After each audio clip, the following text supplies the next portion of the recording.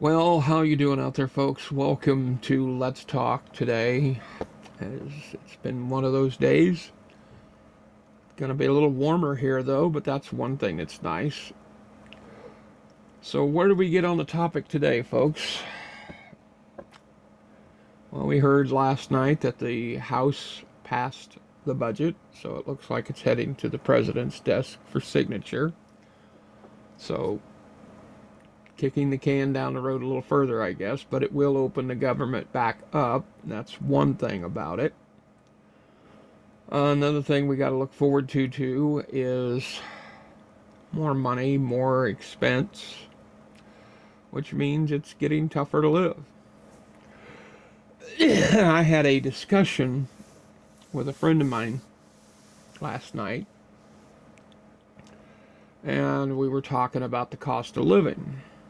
And we're both, since he's in his upper 50s, I'm right now 61, and we'll tell you that when we were younger, things were a lot different and cheaper. Today, the cost of living has skyrocketed, which I don't have to tell you that.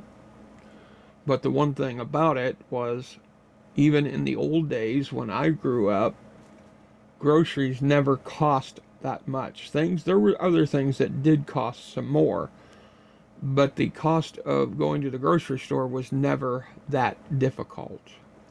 Today, it's massively changed. Today, it's nothing to go to the grocery store and walk out with 2 to 3 bags that are over $100. Easy. We were talking, and I said, "Do you remember growing up when minimum wage and you could live pretty good? I mean, yeah, not great, but you could make it." And I told him the story that I'd heard a guy online tell this story. He was an older financial man, that he said in 1964 that your coins had silver in them, and that the minimum wage at that time was right around about $1.25 an hour. And he said if you compare that to today's minimum wage, what you would have to make to equal what it was in 1964, it would be just about $39 an hour. As you can see, people are saying, well, I make $15 an hour, or I make $20 an hour. That's nothing. I mean, you have to use your mathematical skills to kind of balance it all out. I mean, look what rent's costing. Rent has skyrocketed in a lot of places. Food, on top of that, fuel. I mean, there's only a few things that have actually not really changed that much. I mean, you go to the grocery store now and you stare at the prices and it's like, wow. And I remember growing up as a kid, my mother, we called it a grocery getter, a station wagon, but us kids called it a grocery getter. She could spend $20 and fill the rear end of a station wagon full for $20. And I mean, that was humongous. And I remember growing up when I was about 12, 13. I grew up on a farm, excuse me, and I shoveled beans for the neighbor one day, and the whole day, and I made $20. Now, you may think, well, that wasn't much. Well, yes, it was. When I was 12 years old, wow. You could go to the movies, get a bag of popcorn, some pop, and some candies, and only spend like $3. To get in the movies was like 75 cents. A bag of popcorn was 50 cents. Pop was 75 cents, maybe less, because things at movie theaters are always a little higher than they were. But yeah, you could go to the movies and stuff for less than $3 and get, popcorn, candy, and get in. But you try going today, you almost have to take out a bank loan for that. So you can see things have really not kept up the way things are. So we're looking at things now, folks, that you need to start prepping up and get prepared, because I think more tough times are ahead of us. You've heard Trump talk about the dividend check, as he's calling it, from the tariff. Well, I have discussed this in the past, and how that goes is usually when they hand out doles of money like that, it causes inflation. So there's no such thing as a free handout, folks. Somebody's got to pay, and we're going to pay. When there's chasing more and more goods, things go up. And that's exactly what it's going to be. So how do we prepare? Well, we look at discounts and stuff like that, and we need to stock up and think about budget-friendly meals. And I know there's tough times, folks. I mean, I'm not speaking on deaf ears here. We all face it. I don't care who we are. We're all hardworking Americans out there. Whether you're a retiree or something, you need to stock up on certain things and be prepared, because I think we're going to see a lot more tougher times. Things aren't getting easier, and we're better for that sense of the imagination. So we need to look at the whole situation here and how we're going to stock up. Simple things. Rice. Rice is still affordable, and you can buy bags of rice, and it does last. Flour. Make your own bread, for crying out loud. Bread doesn't take much to make, folks. Yeah, it takes a little elbow grease, but you know what? You will find out you do not have that much in a loaf of bread when you make it. And the nice thing about it is you can do it once a week and make many loaves and freeze the dough.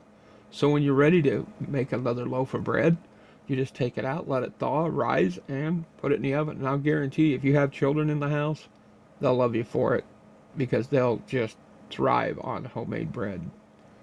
And so will your house. Your house will smell heavenly. And we know we got Thanksgiving coming up here in just a few short weeks. Look at how you can stretch your food dollars there. If you can, buy potatoes in bulk. People say, yeah, but they'll go bad on that. No, actually they won't if you do certain things. Another thing you can do is what I've learned from one lady is, you take potatoes, put them in a cardboard box, put dry dirt on them, as long as they're not washed. If they've been washed, that's okay. You can redo this. It covers the enzymes.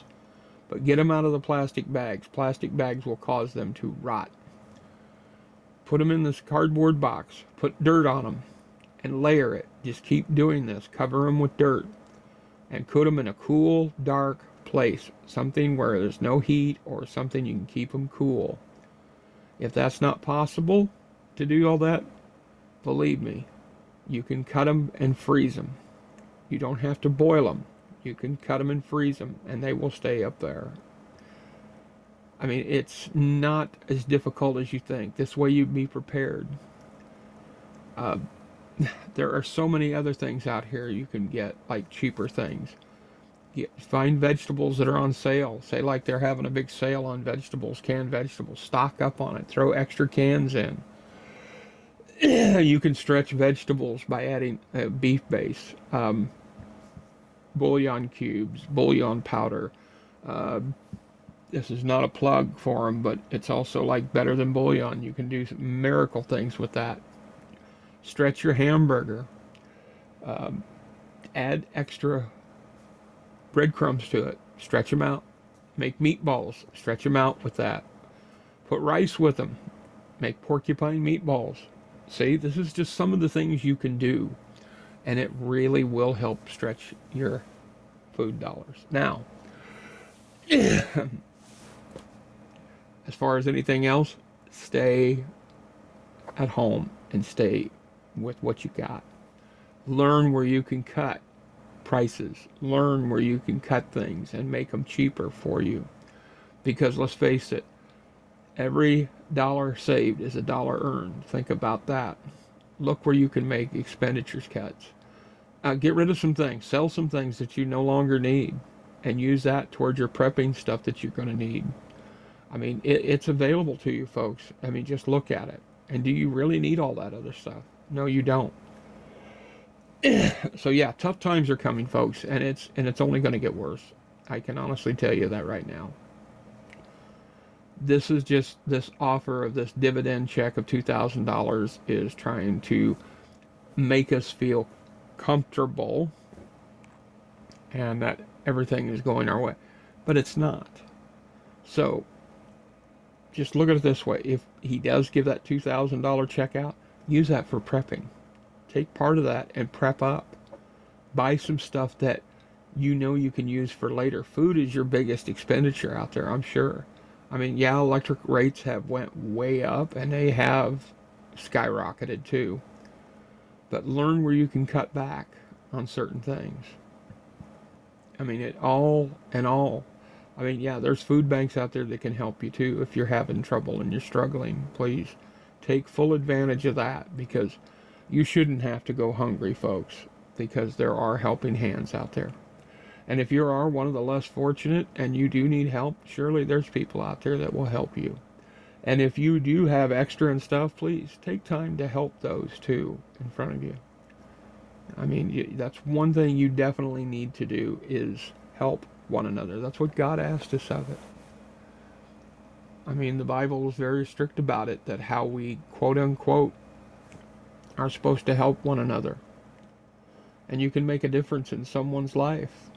And that's what's special about it all, folks. So, I could do rants and raves of what's going on in our society and everything we see going on, but does it really solve anything? No, it doesn't. But the one thing that we definitely need to do is we need to look at our fellow human beings and think, how can I help them? Or how can I be helped? I mean, God's there to help us. Just look up and pray up, folks, because that's what it's all about. Don't get too intertwined in politics so much, because that can bring you down mentally and physically. But just know you need to keep abreast of your situations too. I mean, with the passage last night of the funding bill, so the people on SNAP benefits now will be able to get their food stamps, their EBT cards refilled. So that should take some pressure off of in society. But another thing too, that is a double-edged sword. There are people out there that do abuse that system, and that needs to be addressed out there, very much so. Another thing, we as a society need to take a look at our education system, because what they said today really astounded me, that there are kids going into college, and this was done unbelievable. It just shocked me. And it was a study done at a university that 13% of the kids going into some of the universities right now can't even do basic math. That's how bad it is. And some of them can't even do 4th and 5th and 6th grade math. And some of them, believe it or not, I think it was close to 20% couldn't even do elementary math or middle school math. That's how bad it is. So we need a re-education app too. Take time with your kids if they're at home. Help them with their homework. Help them understand that these are the things in life that they need desperately to learn. Take the cell phone away, set them down, and say, hey, let's start studying. Education is power, and that is basically everything in their life they need. Reading, writing, and arithmetic. Those are the basics. Another thing they need to do is start learning a skill. And I'm not talking something for college either. They could start learning a skill like plumbing, electricity, something of that nature, because tradesmanship is always something out there that people are going to need. I mean, look at entrepreneurs, how they started. But believe it or not, there are still a lot of people out there that need plumbers and they need electricians, people of those sets, carpentry, handymen, that is some of the big things. Teach them, help them understand, and make a thing out of it that they can understand that, hey, life isn't all about college, because most college graduates don't get into their field, believe it or not. And most of them end up working at a dull job that never even comes close to what they went to college for.